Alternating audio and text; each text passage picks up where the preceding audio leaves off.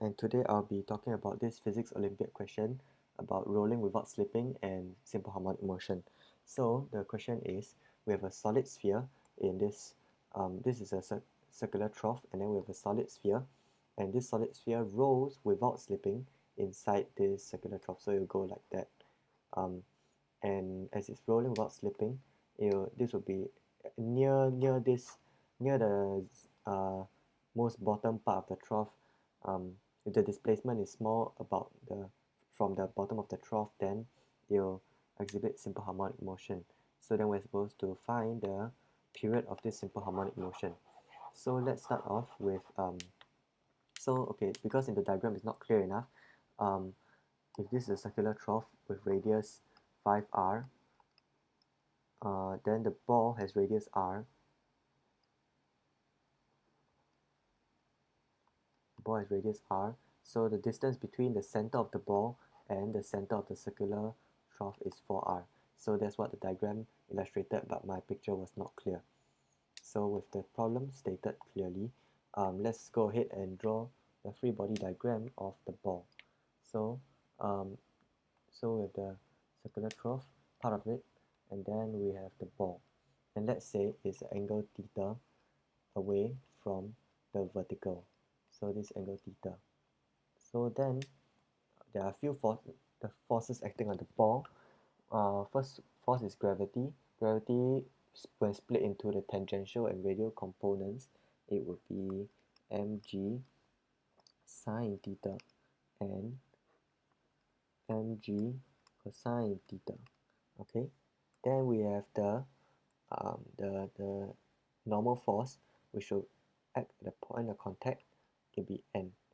And at the same place, at the point of contact, there will also be frictional force, F, because it's rolling without slipping. And in order for to have rolling without slipping, you need to have a frictional force to make sure the point of contact does not slip from the floor. So let's go ahead and try to find what's the motion of the ball. So let's assume that the ball first moves, let's move with velocity v. So with the tangential components, namely mg sine theta minus f, because f is pointing the opposite direction as mg sine theta, we have v dot equals to by Newton's second law. So yeah, the annoying thing here is we have f, which we need to find, and we can use the non-slip condition later to find f. But first note that the reason why I want to find express it like this is because we know the distance between the center of the ball to the center of the circular trough, which is 4r. Because we know that distance, we can relate the velocity to the angular velocity. We can relate the velocity v to the angular velocity of um, this theta. So this theta, there's going to be two angular velocities. One of the angular velocities is the angular velocity of the center of the ball with respect to the center of the circular trough. And the second angular velocity is going to be the rotation of the ball about the center of the ball.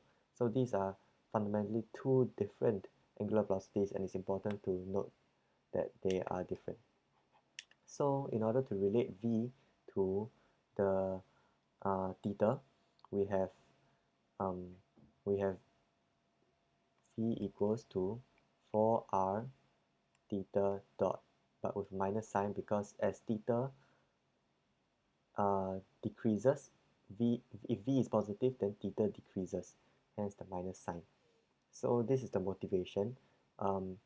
Later we'll see that so v dot then equals to minus 4r theta dot dot.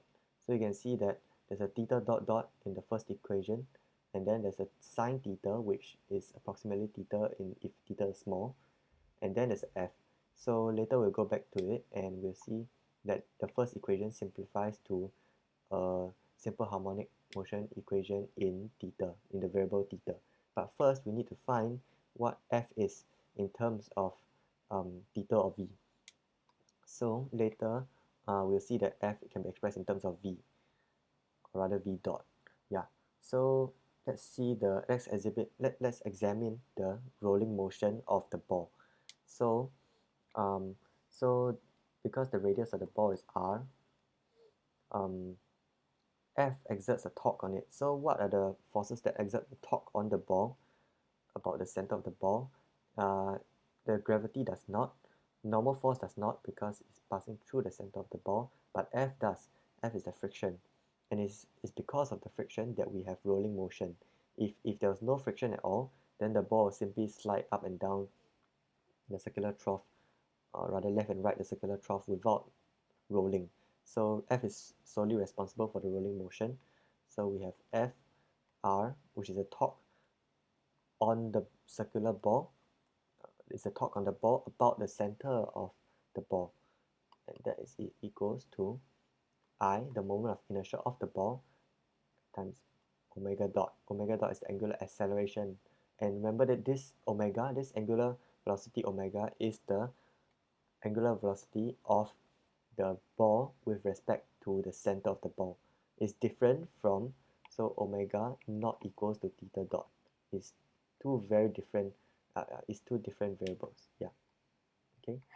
So we have this, but we also want to express omega dot currently is disconnected from theta and v, but we can use the non-slip condition to notice that omega r. Okay, so when you have a ball and it's traveling at and it's rotating at angular velocity omega, and assuming there's non-slip condition,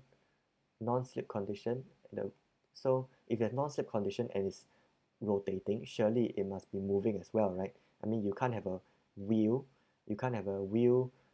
rotating and not slipping from the floor and still stationary.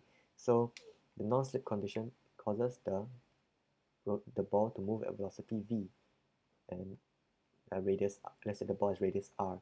Then we know that the non-slip condition, tells us that omega r equals to v, correct? So yeah, so that means taking the derivative of both sides, omega dot r equals to v dot. Omega dot is then v dot over r. So notice what we have done over here. We have successfully related the angular velocity of the ball to the velocity of the ball. And remember that the velocity of the ball is related to theta because by the 4r relation. So then that gives us F equals to I omega dot over R equals to I V dot over R squared. Now I, for a solid sphere, the question stated solid sphere, you see solid sphere. I, for a solid sphere, moment of inertia, a solid sphere is 2 over 5 m r squared. M is the mass of the ball and r is the radius. So this then gives us 2 over 5 mv dot. Okay, so let's take a look over here.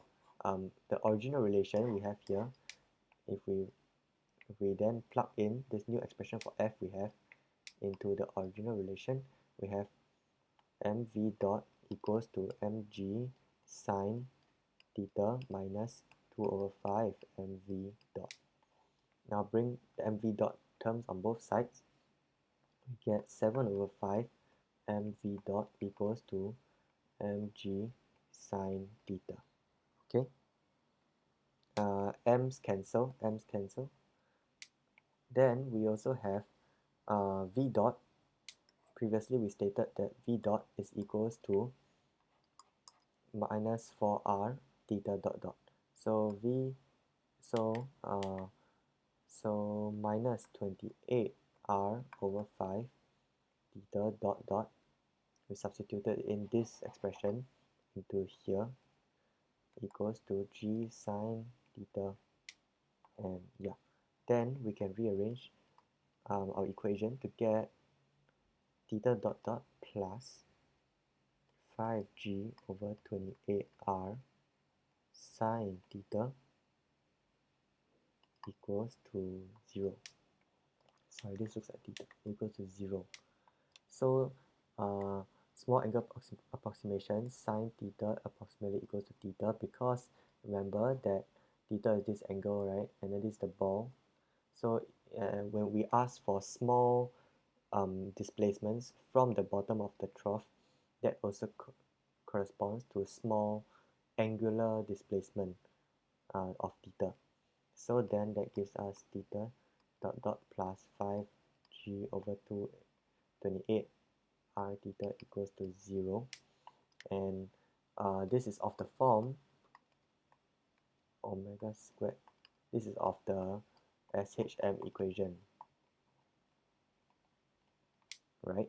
So then we get the angular velocity of the simple harmonic motion is square root 5g over 28r.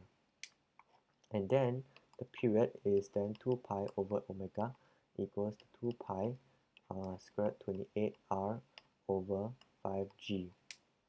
And that is equals to, bring out 4 from the inside. Square root of 4 is 2, so 4 pi square root 7r over 5g. And t, and that's our expression for the period of oscillation. So yep, and that is in agreement, 7r over 5g, agreement with the answer. So that is how you solve the simple harmonic motion of a solid sphere rolling without slipping in a circular trough. Thank you very much.